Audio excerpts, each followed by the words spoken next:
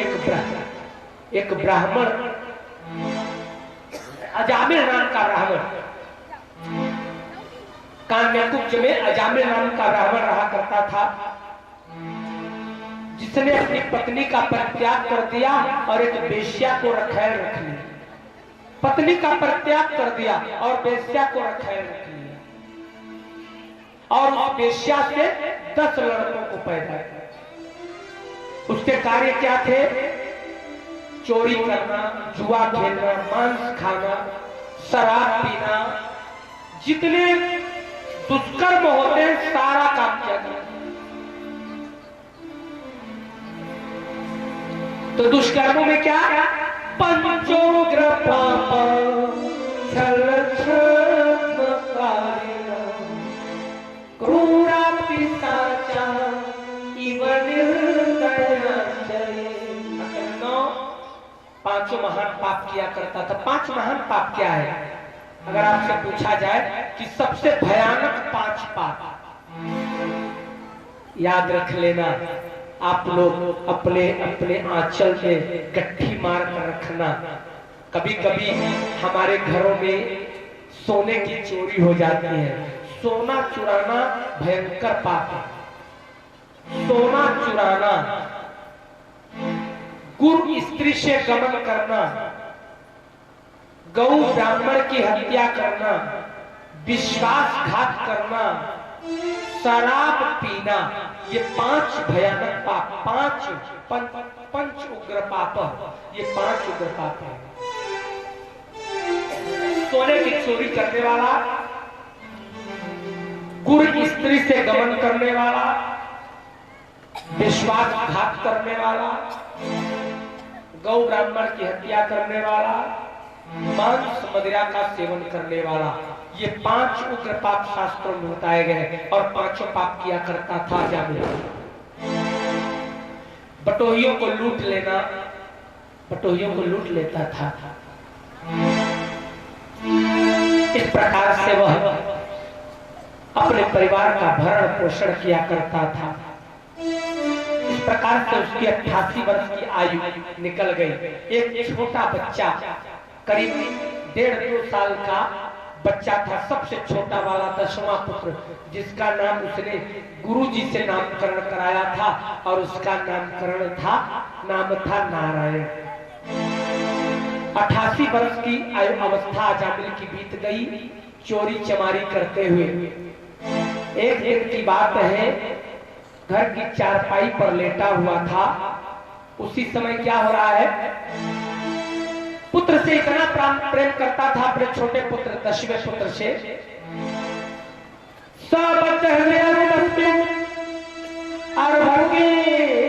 कलभाषिणी निरीक्षमाण कल्लीला मुदे जठो कृष्ण। अपने 10वें पुत्र से बहुत प्रेम किया करता था। उसको खाना खिलावे तो स्वयं खाना खाए, उसको स्नान करवावे तो स्वयं स्नान करे, उसको चंदन लगावे तो अपने भी चंदन लगावे। माने अपने पुत्र से बहुत प्रेम किया करता था। एक दिन चारपाई पर लेटा हुआ था तो क्या देख रहा है? मृत्यु काल उपस्थित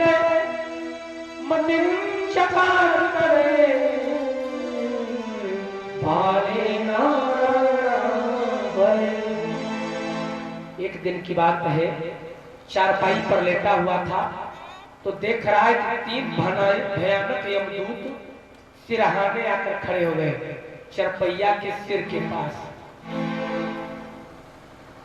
जब यमराज के दूत आ जाते हैं तो उनको देख रहा है, वो है कैसे?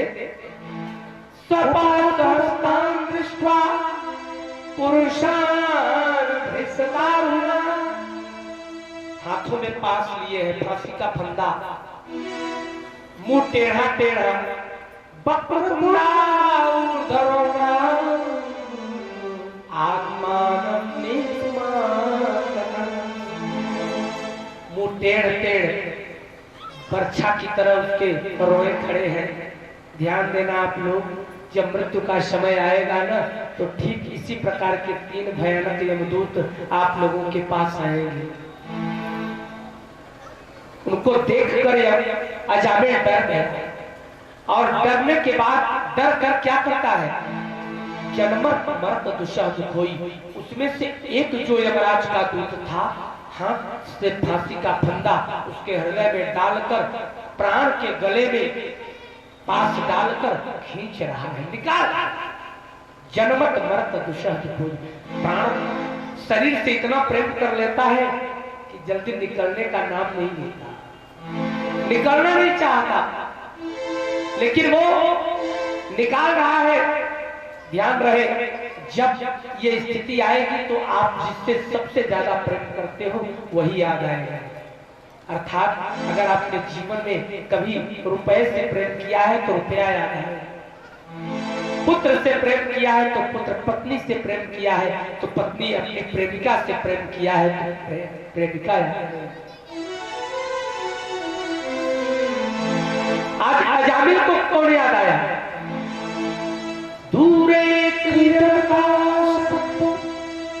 पुत्र नारायण है, प्राण तेरे सरोज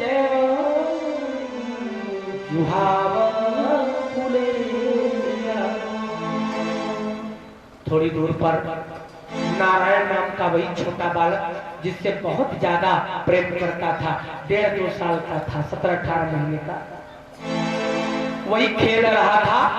जब उसके शरीर से प्राण निकलने को हुआ तो नारायण नारायण चिल्लाने लगा, मुख से नारायण नारायण निकला,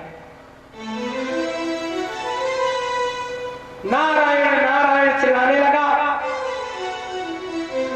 जब नारायण नारायण उसके मुख से नाम निकला, उसी समय निसंयम्यमानस्य ब्रुवतो हर कीर्तन भरपूर नाम पार्षदा सहसा पतत। 3 भगवान विष्णु के पार्षद चले जा रहे, पार्षद माने दूत होता है, ऐसे चले जा रहे थे। जब सुना कि कोई नारायण नारायण चिल्ला रहा है तो वो भी दौड़ करके आ गया। मुड़वारी यमराज के दूत सिरहाने और पैर के सामने पार्षद आकर खड़े हो गए और आते ही रोक दिया, रुक जाओ, तुम इसके प्राणों को नहीं निकाल सकते, रोक दिया, रुक जाओ। यमराज के दूतों ने हाथ जोड़कर पूछा, भैया तुम हमारे कार्यों में बाधा डालने वाले हो कौन? ओ चुर्निते भी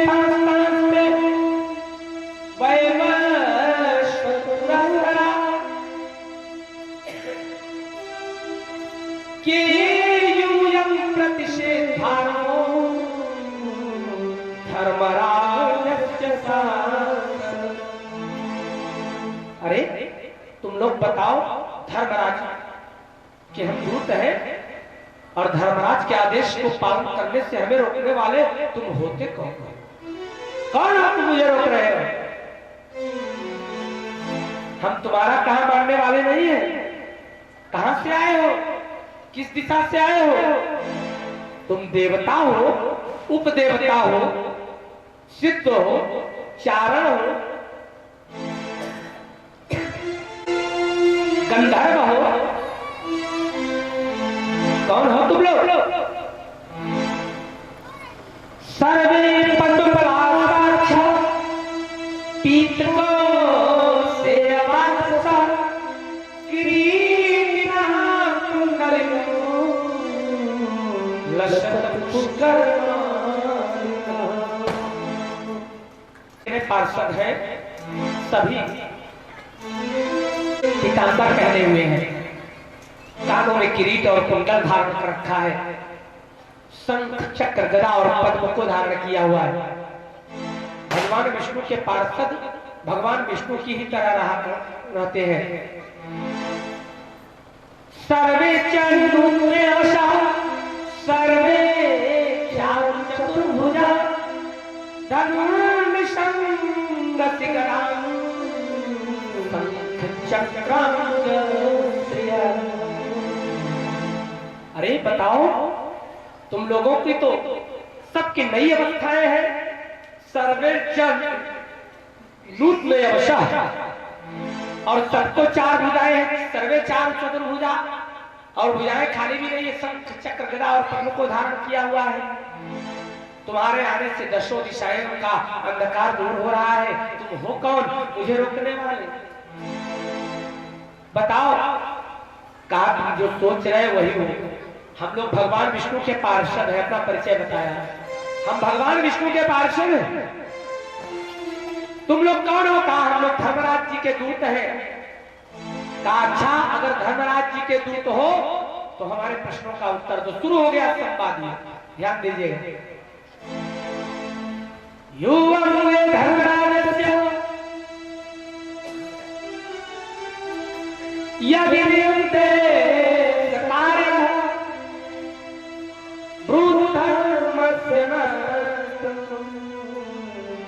यदि अगर वाकई में तुम लोग धर्मराज के दूत हो तो हमें धर्म का परिचय बताओ। दरअसल आप लोग अभी यहाँ पूछा जाए कि धर्म क्या है तो ज्यादा लोग पहले तो मालूम ही नहीं होगा। अगर मालूम होगा तो कहेंगे धार्यते इति धर्म, जो धारणीय है वही धर्म है। नहीं, जो भी धारण कर लोगे वही धर्म है। भक्तवृंदों, दूसरा प्रश्न किया यमराज के दूतों से भगवान विष्णु के पार्षदों ने। कथन क्रियते दंडः किं वा स्थानमीप्सितं दंड्या किं कारिणः सर्वे अहो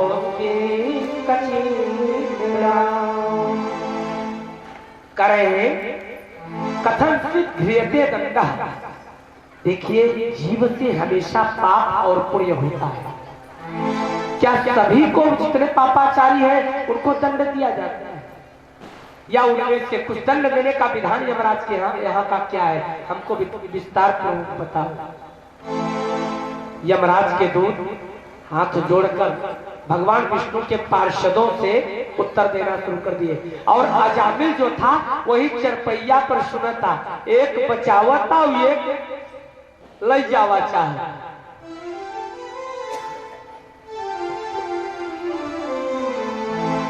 सबसे पहले धर्म क्या है? वेद प्रहित वेदो नारायणो साक्षात् स्वयं भूरुति सुश्रुमः। धर्म क्या है अगर पूछा जाए? जिन कर्मों की प्रामाणिकता वेद करता हो वही धर्म है, और जिन कर्मों की प्रामाणिकता वेद न सिद्ध करता हो वही अधर्म है।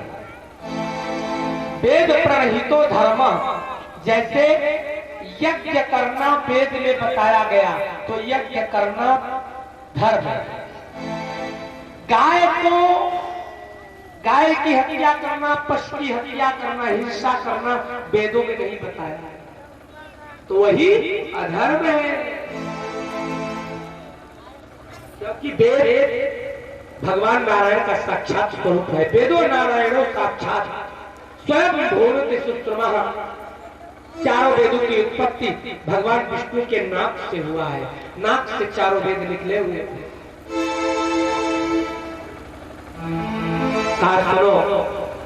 हमारे कर्मों की प्रामाणिकता कौन सिद्ध करता है? सूर्य सोमः संध्याहरी दिशा कंकुलकारो धर्मीति होते अगर आप लोग ये सोचते हो कि हम लोगों के कर्मों को देखता कौन? अंधेरी रात में अगर कर्म करते हो तो चंद्रमा, दसों दिशाएं, दिन में करते हो पाप तो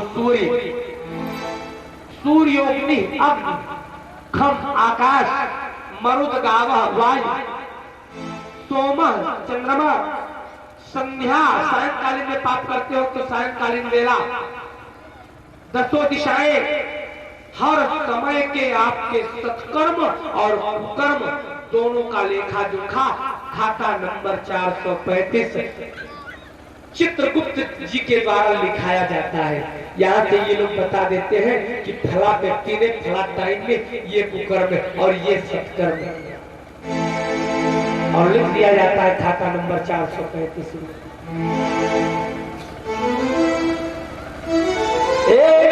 धर्म विज्ञान स्थानं संदस्य युज्यते सर्वे कर्मानुरोधेन तन्मर्हति काल। भक्तवृंदो, मनुष्य जब मरता है तो वो उसको यमराज के दूत यमलोक ले जाते हैं और वहां पुकार होता है, खाता नंबर 435 फला आदमी मृत्यु लोक से आया हुआ है, पुण्य इतना किया है, पाप इतना किया है। भक्तों, आज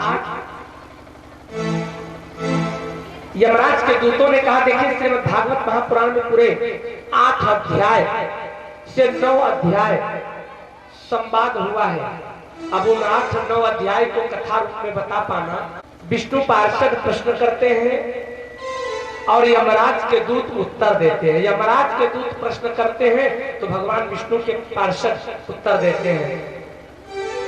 लास्ट में यमराज के दूतों ने कहा, ये अजामिल को देख रहे हो, प्रारंभिक काल में ये बड़ा ही धर्मात्मा था, ब्राह्मण का पुत्र होने के नाते अपने पिता की सेवा करना, पिताजी के लिए जंगल से अग्निहोत्र यानी फल ले जाने लाने के लिए जंगल जाया करता था। एक दिन अजामिल जंगल में गया, वहां एक वेश्या से मुलाकात हो जाती है और उस वेश्या से यह अजामिल प्रेम कर बैठता है। धीरे धीरे इस वेश्या के कारण अपने सत्कर्म का परित्याग कर देता है और वेश्या के वशीभूत होकर अब ज्यादा से ज्यादा समय इसी वेश्या के समय देने लगा, वेश्या के पास देने लगा।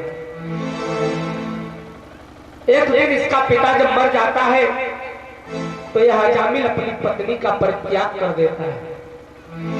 पत्नी का परित्याग कर यह अजामिल इसी वेश्या को ही रखेल रख लेता है, घर पर बुला लेता है और उसी से 10 पुत्रों को पैदा करता है। चोरी करना, जुआ खेलना, मांस खाना, शराब पीना, ये जितने कार्य हैं सारे कर्मों को करना प्रारंभ कर दिए। कहा, महाराज हम इसीलिए इसको ले जाने के लिए आए हैं।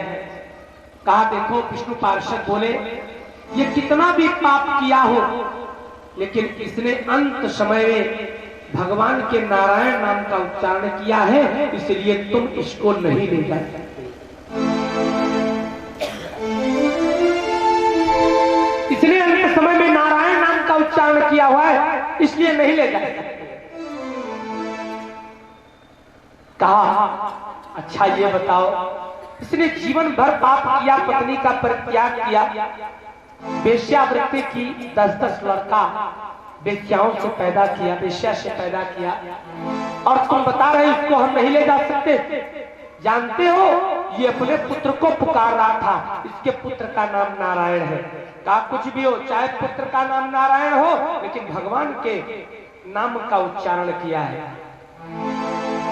कहा, अच्छा कोई उदाहरण आपके पास है कि भगवान का नाम ले लेने के बाद अगर अंत समय में भगवान का नाम कोई ले लेता है तो उसको हम लोग नहीं ले जा सकते? कहा है। कहा, तो फिर सुना दीजिए, हमको बता दीजिए। भक्तवृंदो,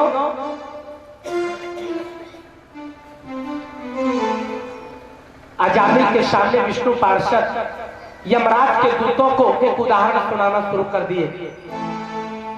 कहा, राम और श्याम नाम के 2 भाई थे। ध्यान पूर्वक सुनिएगा, बड़ी सुंदर कथा है। राम और श्याम नाम के 2 भाई थे। राम बड़ा ही धर्मात्मा बहुत ही धर्मात्मा। कहीं कथा, मेरा भाई कभी भी धर्म नहीं करता, इसका उद्धार कैसे हो? बड़े भाई का धर्म भी है, छोटे के भाई के विषय में सोचना। राम और श्याम के गांव में जैसे मैं गौहनिया में कथा करने आया हूं, वैसे राम श्याम के गांव में एक महात्मा, सिद्ध महात्मा कथा करने के लिए आए थे। बड़ी सुंदर कथा कह रहे थे। राम नित्य प्रति कथा सुनने जाता, शुरू में जाता और अंत में प्रसाद लेकर लौटता। 3 दिन बीत गया। चौथे दिन जब कथा समाप्त हुई तो राम महात्मा जी के पास गया, उनके चरणों को दबाने लगा। कहा, महात्मा जी हमारे भाई का कल्याण कर दीजिए।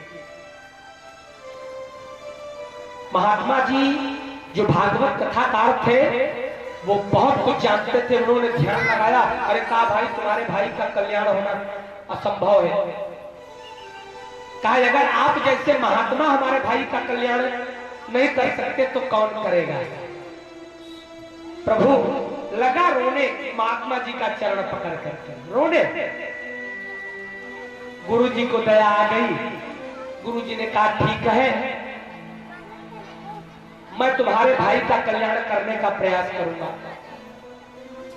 कहा बताएं प्रभु कैसे चलोगे आप हमारे यहाँ? कहा मैं कथा समाप्त हो जाएगी तो मैं अंतिम दिन तुम्हारे घर चलूंगा, अंतिम दिन। कहा ठीक है। 7 दिन कथा हो गई।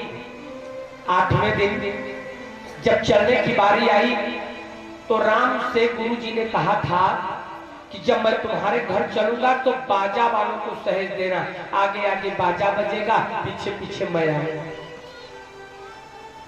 अब गौहनिया चौराहे पर बाजा वाले थे ही।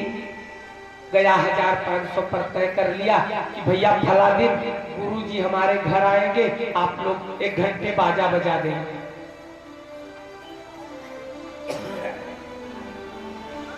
आठवें दिन गुरु जी बाजा बजने लगा, सवेरा हो गया।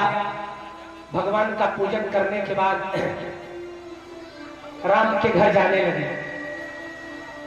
श्याम के अंदर शराब पीना, जुआ खेलना, देर रात सोना और 10-11 बजे जागना, यही टाइम टेबल था। जब बाजा बजा तो श्याम के कान में आवाज पड़ी कि बाजा कहाँ बज रहा है। जाग गया। जाग कर देख रहा कि घर में पूरी मिठाई बन रही है। तो बच्चों से पूछा, बताओ बच्चों आज घर में पूरी मिठाई क्यों बन रही है?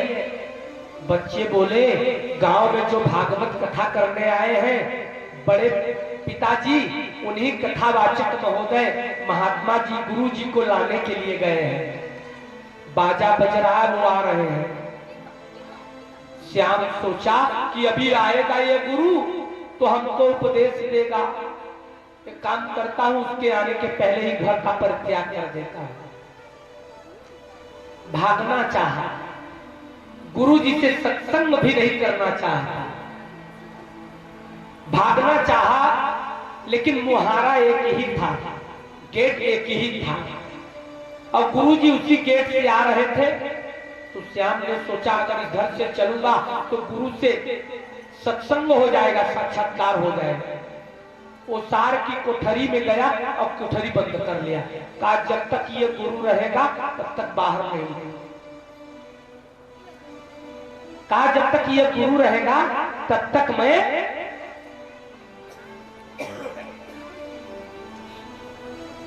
बाहर ही नहीं। गुरुजी घर में प्रवेश कर गए और वो किवाड़ी बंद कर लिया, सकरी बंद कर लिया। राम ने गुरुजी के चरणों को धोया, धोकर पूरे घर में छिड़कवाया। छिड़कने के बाद गुरुजी को जलपान कराया। गुरुजी पूछे बताओ राम सब कुशल मंगल तो है? हाँ गुरुजी सब कुशल मंगल है, लेकिन मेरा भाई इसी कोठरी में घुस गया है। जब तक आप रहोगे तब तक बाहर निकलने वाला नहीं है। जिससे आप मिलने आए हो। मैंने इसीलिए कहा था आपसे कि आप चुपचाप हमारे घर चलो, लेकिन आप हो कि बाजा बजा कर आए हो। भक्तों, गुरुजी मुस्कुरा कर बोले चिंता मत करो, तुम्हारा भाई इसी कोठरी में है। कहा हाँ। कहा भाई काम करो, इन बाजा वालों को पूरी मिठाई खिलाओ और जितने पर तय किया है इनको पैसा दे दो और बोल दो कि जैसे बजाते हुए आए थे वो इससे ही बजाते हुए चले गए। बाजा वालों को पूरी मिठाई खिलाई गई, रुपया दिया गया, जैसे ही बजाते हुए आए थे वैसे ही बजाते हुए चले गए। श्याम कोठरी के अंदर था, सोचा लगता है गुरुजी डर गए और बहुत जल्दी पूरी मिठाई खाए और भाग गए। आज बड़ा अच्छा भोजन बना है, केवाड़ी खोलकर अब मैं भी खाऊं और चलूं गौहनिया चौराहे पर चौराहेबाजी करूं। भक्तवृंदो, श्याम जो था केवाड़ी खोलता है और केवाड़ी खोलकर पैर को बाहर किया। गुरुजी ने क्या किया? तो गुरुजी नहीं गए थे, गुरुजी कुर्सी लगाकर उसी केवाड़ी के बाहर बैठे हुए थे, कोठरी के बाहर। श्याम जैसे ही बाहर निकला, गुरुजी ने कलाई पकड़ ली। गुरुजी ने कलाई पकड़ ली। श्याम बोला अभी आप बैठे हो? कहा मैं तुमसे मिलने आया हूं, जब तक तुमसे मुलाकात नहीं कर लूंगा कैसे चला जाऊंगा। कहा देखो मैं साधुओं की पिटाई भी करता हूं, बड़ी तेजी के साथ मारता हूं। सुना है आप बड़े अच्छे कथावाचक हो, मेरे कलाई को छोड़ दो नहीं तो मैं आपकी पिटाई कर दूंगा। गुरुजी संत थे, उन्होंने पीठ कर दिया। कहा बेटा एक काम करो, मैं तेरी कलाई तो नहीं छोड़ूंगा लेकिन अपनी भरास मेरे पीठ पर निकाल ले, मार ले। श्याम सोचा अभी जितने गुरु मिलते थे साधु महात्मा दाढ़ी वाले बाबा लोग, जब मैं मारने की बात करता था तो एक लप्पड़ वो मुझे मारते थे तो 10 लप्पड़ मैं उन्हें मारता था। ये पहला संत है जिसको मैं मारने की बात किया तो इसने अपनी पीठ कर दिया, उसने हाथ जोड़ लिया। सत सुधरई सत्संगति पाई। कहा ए बाबा आपको मैं मारना नहीं चाहता क्योंकि आप बहुत भले संत दिखाई दे रहे हो, जैसा सुना था भैया के मुख से आप वैसे हो। मेरी कलाई को छोड़ दो, मैं आपको मारूंगा नहीं। कहा नहीं बेटा तुम मुझे मार लो लेकिन मैं कलाई नहीं छोड़ूंगा। कहा अच्छा कलाई छोड़ोगे कैसे, कुछ को तो विधान होगा। कहा हाँ मैं तुम्हारी कलाई को छोड़ दूंगा लेकिन एक काम करना होगा। कहा क्या? कहा तुम एक बार राम कह दो। क्या कह दो? एक बार राम कह दो।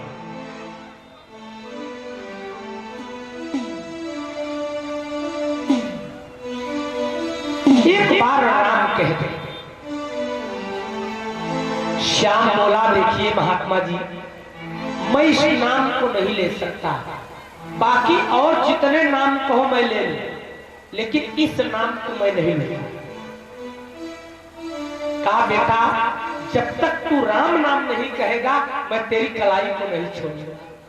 श्याम सोचा कि भला महात्मा है और इसको मारना ठीक नहीं है,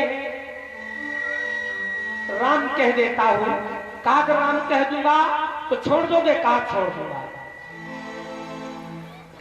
श्याम बोल देता है राम। एक बार राम कहा, एक बार, ध्यान रखना इस बात को आप। एक बार राम। महात्मा जी ने कलाई छोड़ दी। कहा बेटा अब मेरी बात आपको कहना नहीं है, अब आपको मेरी बात सुनना है। कहा जल्दी से बोल दो महात्मा जी। कहा एक दिन ऐसा समय आएगा कि तेरे बड़े भाई की मृत्यु होगी, उसके लिए भगवान के पार्षद आएंगे, वो बैकुंठ जाएगा। कहा तो भैया हमारे रोज बताओ थी। कहा तो सुन लो, तेरी भी उसके 5 वर्ष के बाद तेरी मृत्यु होगी। और जब तेरी मृत्यु होगी तो तेरे लिए पार्षद नहीं 3 भयानक यमराज के दूत आएंगे और तेरे बालों को घसीटते हुए यमलोक ले जाएंगे, भूखे प्यासे।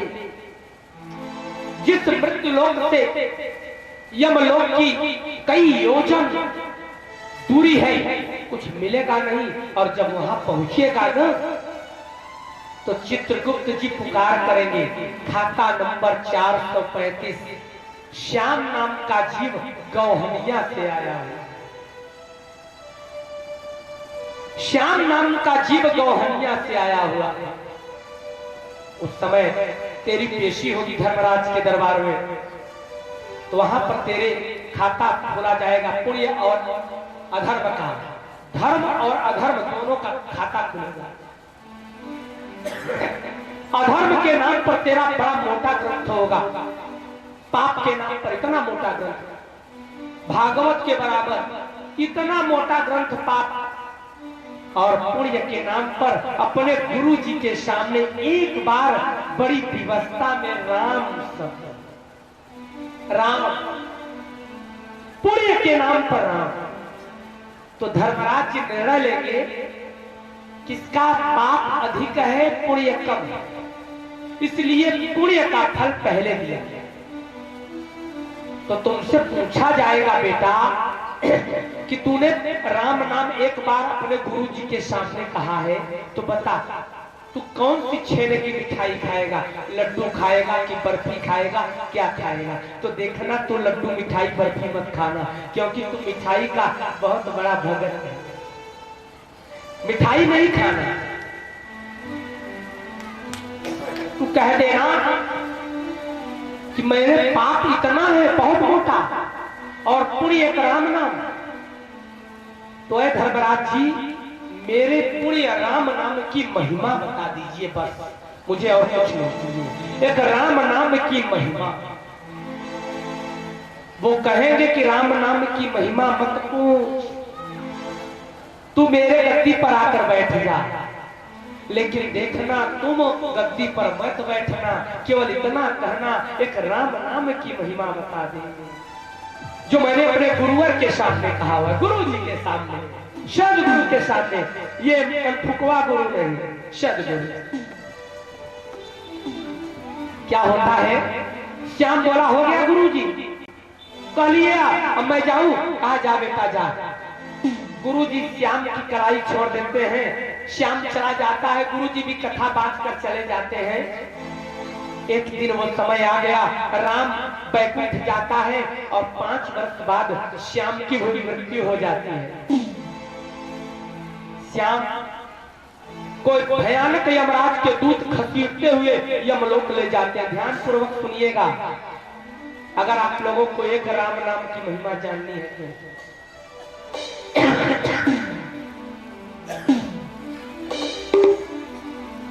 भक्तों,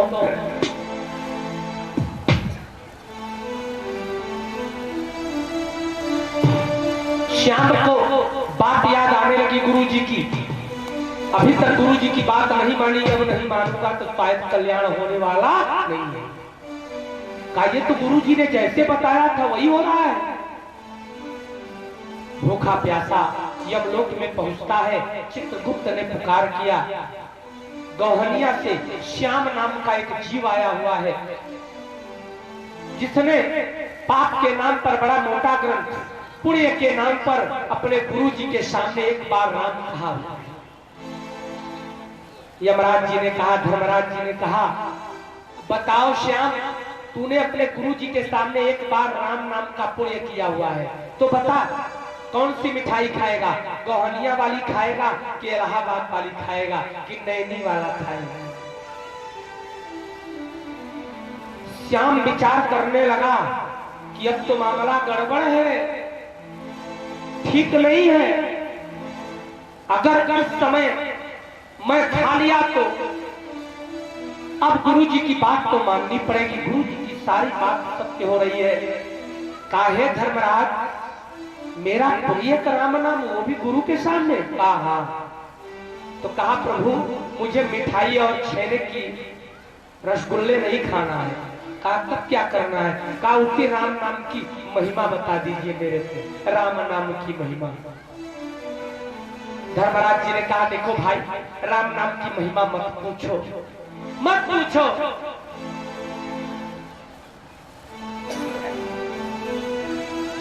कहा राम नाम की महिमा न पूछो तो क्या पूछो? मुझे कुछ नहीं खाना है। धर्मराज जी अपने अनुचरों की ओर निहारने लगे, चित्रगुप्त इत्यादि की तरफ। अगर किसी को राम नाम की महिमा मालूम हो तो इसको बता दीजिए भाई।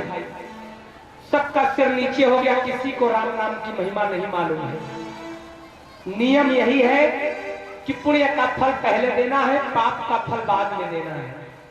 क्या करें, मरता का न करता का। देखो धर्मराज जी ने विचार किया, एक काम करते हैं, देवताओं के राजा देवराजेंद्र है जो अमरावती में रहते हैं, आओ श्याम को लेकर चले और वहीं पर इसको राम नाम की महिमा बताएंगे।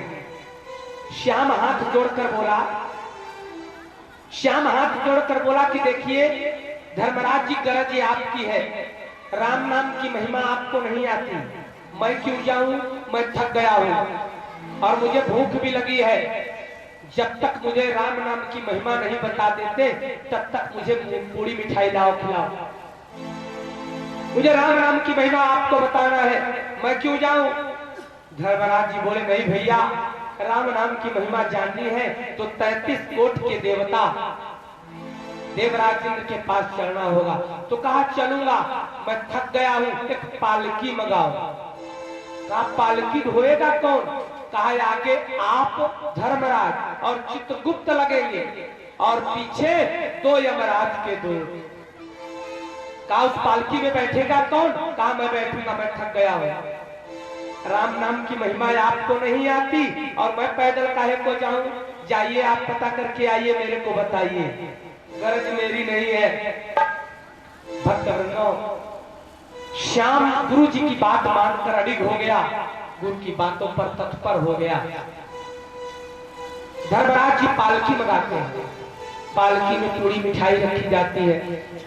आगे धर्मराज और चित्रगुप्त उस पालकी में लगते हैं और पीछे 2 यमराज के दूत। पालकी में श्याम बैठकर चल देता है। देवराजेंद्र के पास पहुंचे। देवराजेंद्र ने सोचा कि इस पालकी में कौन बैठा है जिसकी पालकी धर्मराज जी ढो रहे हैं। अप्सराएं नृत्य कर रही थी, नृत्य रुक जाता है। दौड़ करके देवराजेंद्र गए, देवराजेंद्र को धर्मराज वगैरह ने प्रणाम किया। का इस पालकी में गौहनिया का, प्रयागराज जनपद गौहनिया का एक श्याम नाम का भक्त आया हुआ है। इसने पाप के नाम पर बड़ा मोटा, बहुत ज्यादा पाप किया है। पुण्य के नाम पर एक बार अपने गुरु जी के सामने राम कहा हुआ है। मैंने बहुत प्रलोभन दिया लेकिन ये कहता है नहीं, मेरे पुण्य का की महिमा बता दो, राम नाम की महिमा बताओ। कुछ नहीं, आप तो देवताओं के राजा इंद्र हो, बड़ी पालकी ढोया हो, कृपा करके बता दीजिए राम नाम की महिमा क्या है। देवराजेंद्र बोले भैया देखो, यज्ञ कर्ता पुनरेति जन्म, मैंने यज्ञ करके देवराजेंद्र की कुर्सी पाई लेकिन राम नाम की महिमा मेरे को नहीं मानता। श्याम पालकी में बड़ा प्रसन्न हुआ, कहा वाह, अब बताओ ममा हरे कहां चल गए। इनको भी नहीं मालूम, गुरु जी को धन्यवाद करने लगा, कहा वाह गुरुदेव, बड़े कमाल के हैं आप। धर्मराज, देवराजेंद्र और चित्रगुप्त और यमराज के दूतों ने आपस में विचार किया कि अब हमें कहां चलनी चाहिए। कहा सृष्टि के उत्पत्ति करता ब्रह्मा जी राम नाम की महिमा वो जरूर बताएंगे और वही सत्यलोक से इसकी पिटाई करते हुए चलूंगा, हम लोग ले आए। कहा जहां हमको राम नाम की महिमा जाननी है, ब्रह्मलोक चलिए चाहे जहां चलिए, लेकिन अब एक काम करिए, पूरी मिठाई पालकी में खत्म हो गई है, लाइए रखिए। और अब इस पालकी में देवराज इंद्र भी लग जाए। आगे देवराज इंद्र और धर्मराज जी, पीछे चित्रगुप्त और एक यमराज का दूत। पालकी में श्याम बैठ जाता है, ब्रह्मलोक पहुंचते हैं।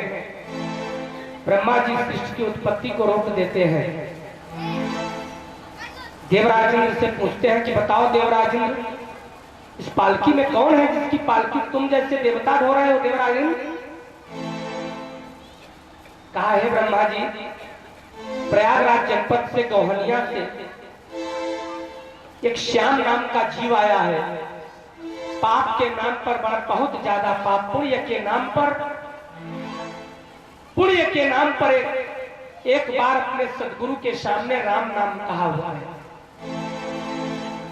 तो बताइए प्रभु, पुण्य का फल पहले देना है, उसको तमाम प्रलोभन देते हैं। यहां तक कि देवराज इंद्र बोले कि मैं अपनी कुर्सी देने को तैयार हो गया। राम नाम की महिमा मत पूछ, मेरे कुर्सी पर विराजमान हो जा। उर्वशी मेनका के साथ परम आनंद भोग, लेकिन राम नाम की महिमा मत पूछ। लेकिन वो मानता ही नहीं, सुन रहा है, उसी पालकी में बैठकर श्याम सुन रहा है, कहीं ये बता तो नहीं दे।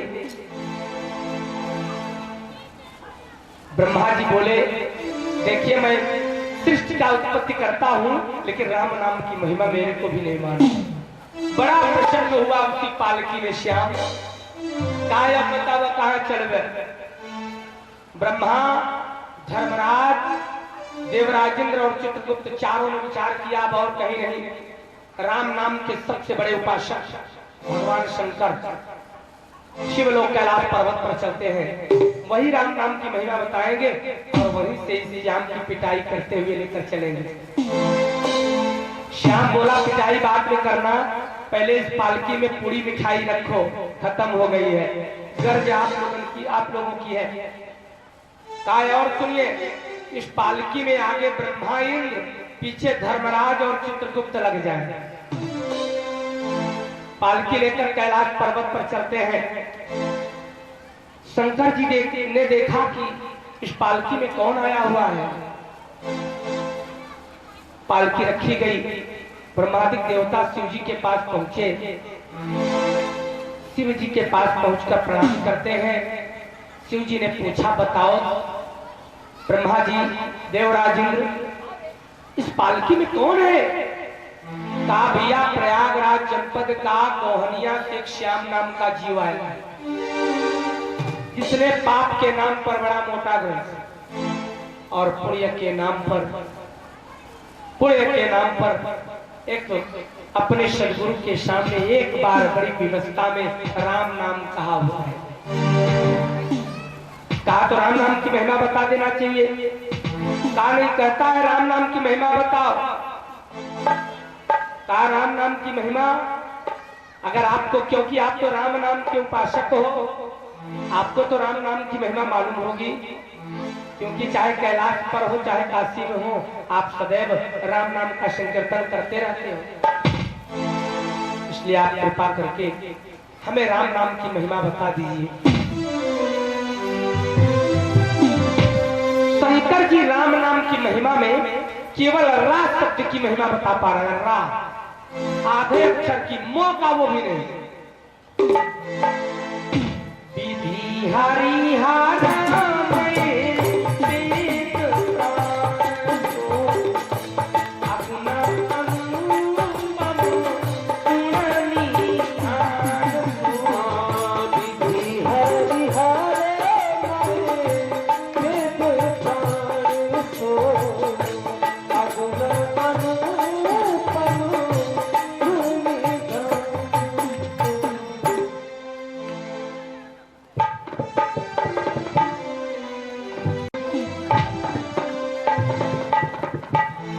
विधि हरि हर में वेद प्राण।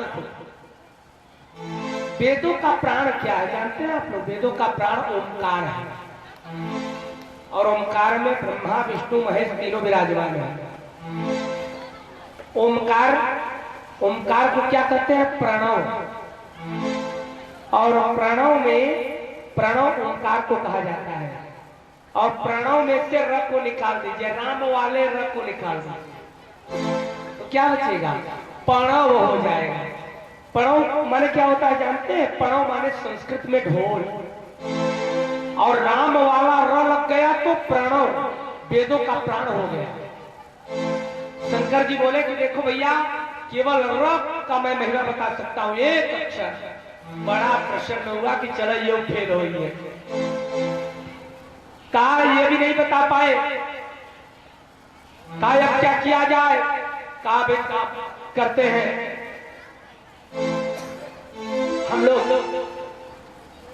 इस राम नाम में जो अवतरित हुए भगवान विष्णु के लोग बैकुंठ चलते हैं, और बैकुंठ में चलकर भगवान विष्णु से राम नाम की महिमा को पूछते हैं। श्याम पालकी से बोला, ठीक है बैकुंठ चलिए, लेकिन पूरी मिठाई पहले पालकी में रखिए, और इस पालकी में शंकर जी महाराज भी लग जाएं। शंकर ब्रह्मा आगे, देवराज इंद्र और धर्मराज पीछे। पालकी ले लेते हैं और चल देते हैं कहां? बैकुंठ में। तो वो क्या कह रहा है?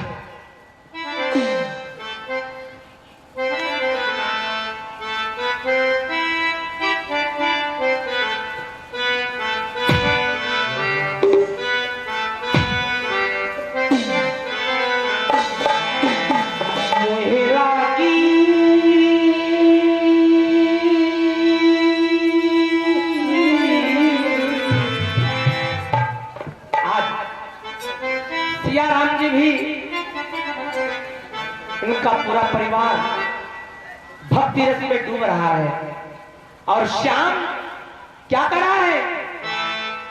मोहिरा की लगन गुरु शरण की, गुरु शरण की गुरु।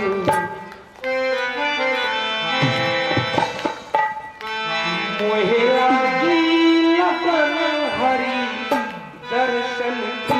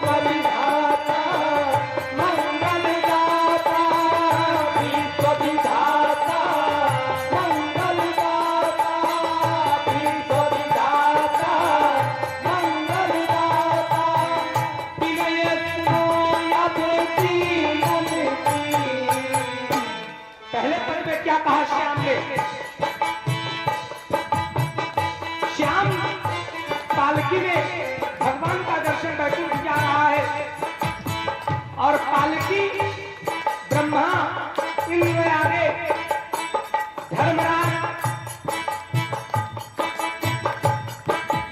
इत्यादि पीछे लगे हुए हैं, देवराज शंकर जी महाराज पीछे लगे हुए हैं।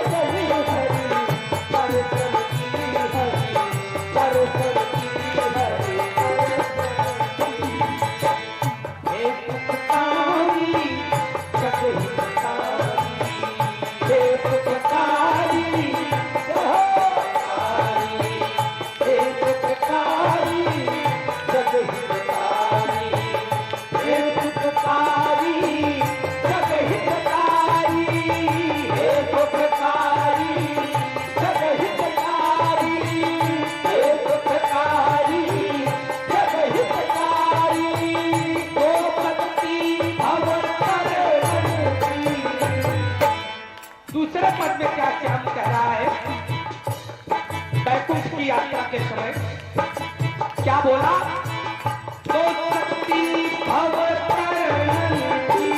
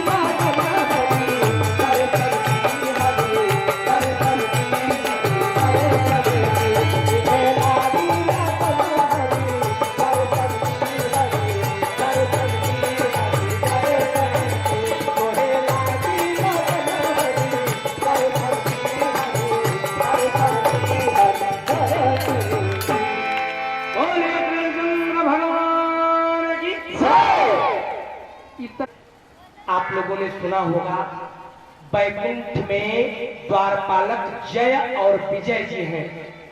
जय और विजय के सामने पालकी रख दी गई।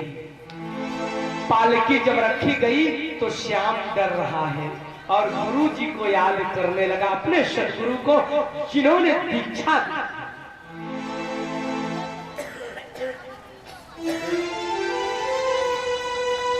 स्मरण करने लगा, गुरुदेव अब यहाँ पर आके ही मुझे बचा सकते हो।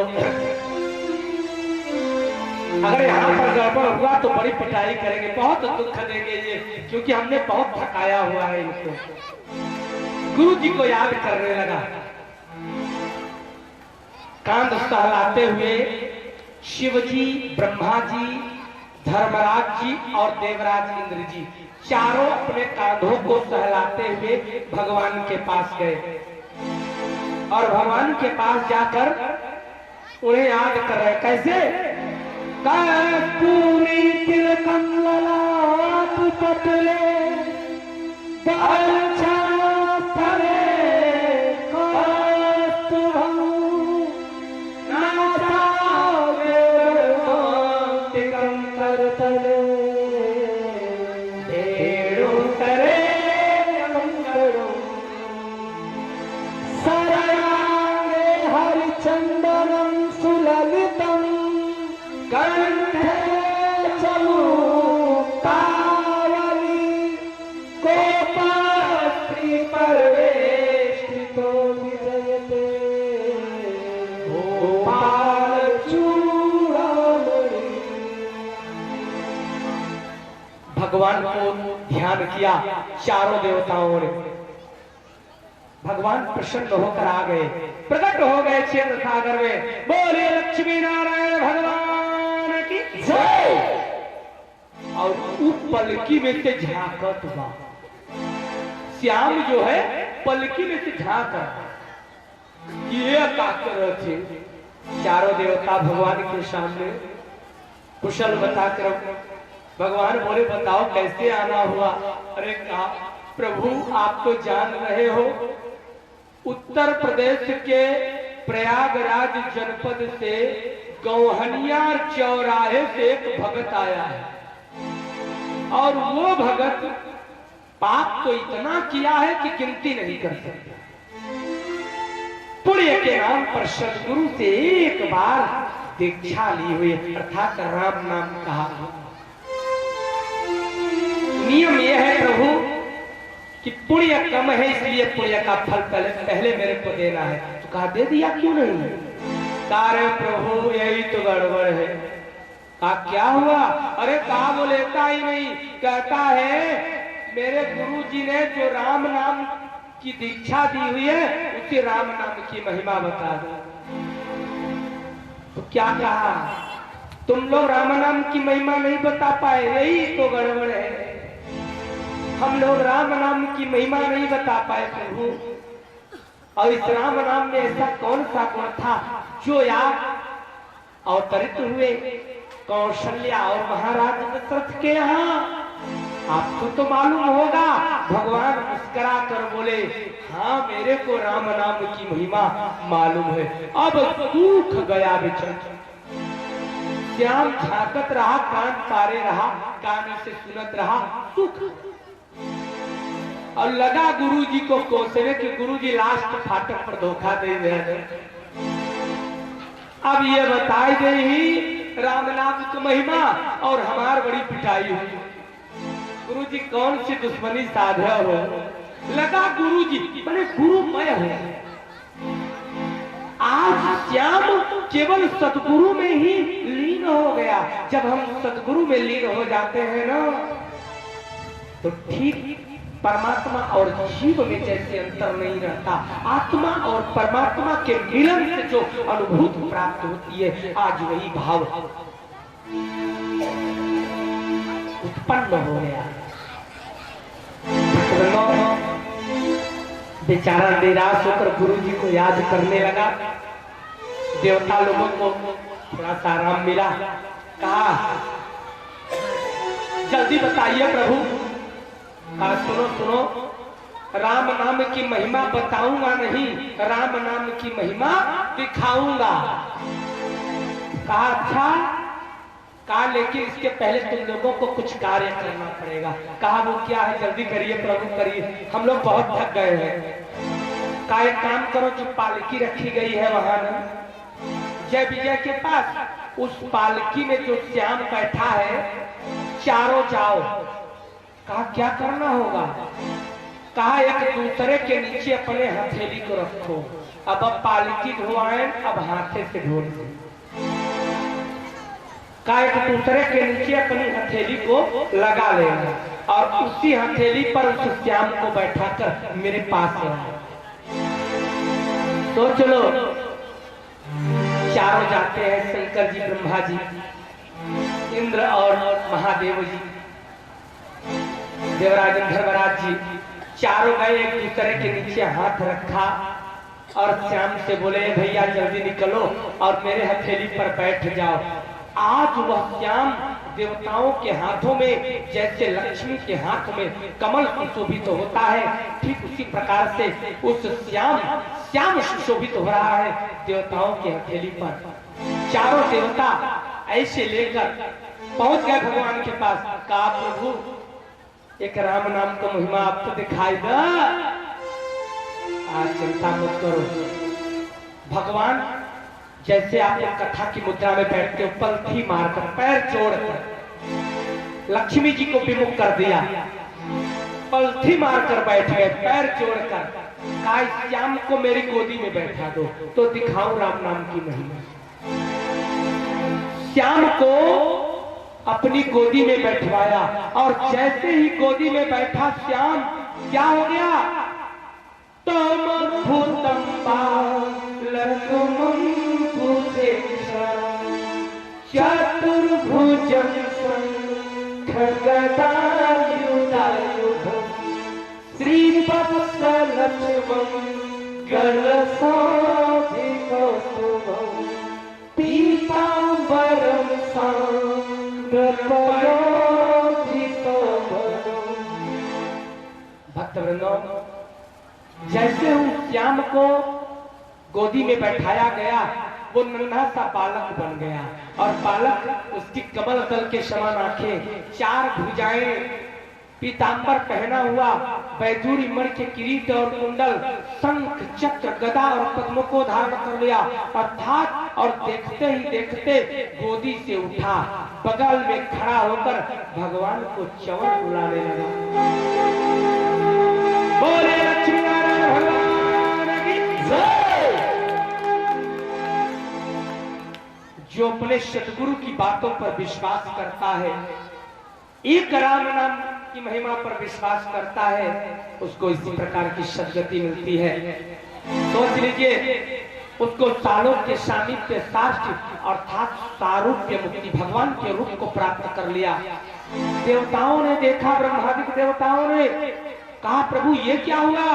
कहा सुनो, जो अपने सदगुरु की वाणी पर विश्वास करता है और एक भी राम नाम पर विश्वास करता है, उसके बताई हुई वाणी पर विश्वास करता है, उसकी पालकी तुम जैसे ब्रह्मा इत्यादि शंकर जैसे पालकी ढोकर मेरे पास लाते हो और यही राम नाम की महिमा है, वैकुंठ प्राप्त हो जाता है।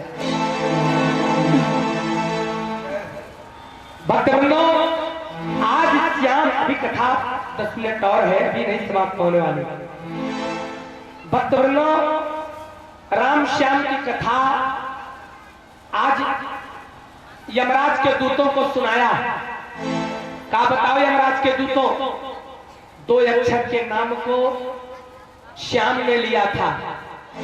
2 अक्षर की महिमा देखो, जिसकी पालकी तेरे स्वामी ने, धर्मराज शंकर जी महाराज ब्रह्मादिक देवता ने ढोया हुआ था, देवराज इंद्र ने ढोया हुआ था।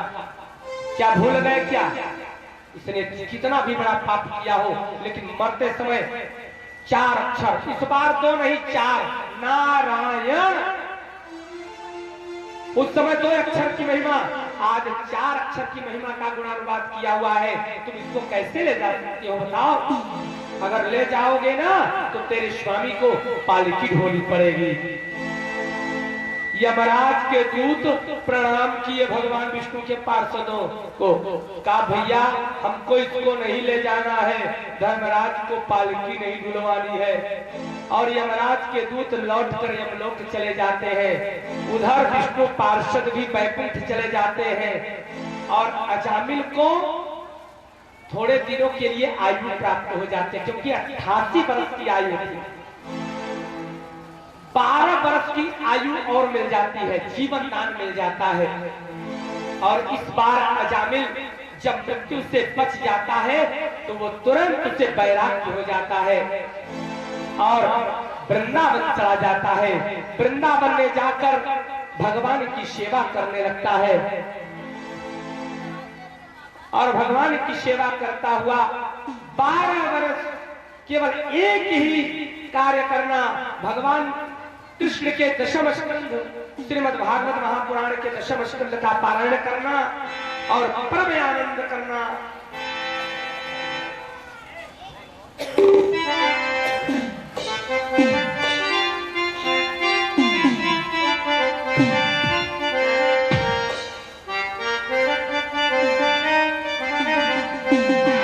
अजामिल जब मृत्यु से बच जाता है, जीवन दान प्राप्त हो जाता है, तो वो मथुरा गया, वृंदावन, और निधि वन में बैठकर भगवान से प्रार्थना करने लगा कि हे प्रभु, एक बार आज से 12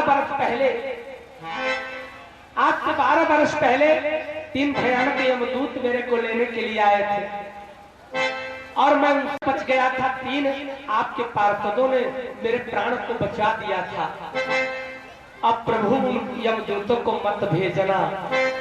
क्या कह रहे हैं जानते हैं?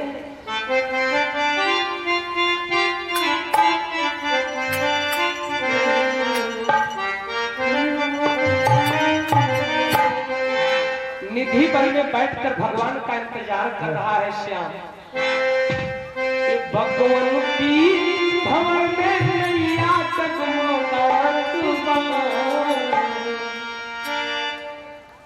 नैया माने शरीर, आपका शरीर ही नाव है और इस संसार रूपी भवसागर में ये डगमग होता है।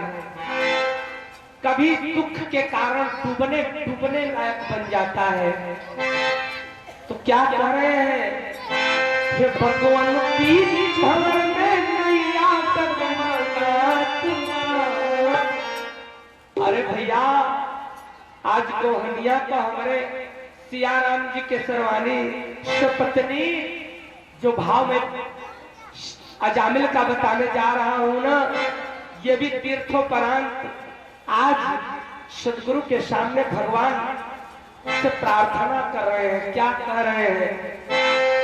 हे भगवान की भवन में नैया डगमगात या मोर तेरा। हे भगवान की भवन में नैया डगमगात या मोर तेरा।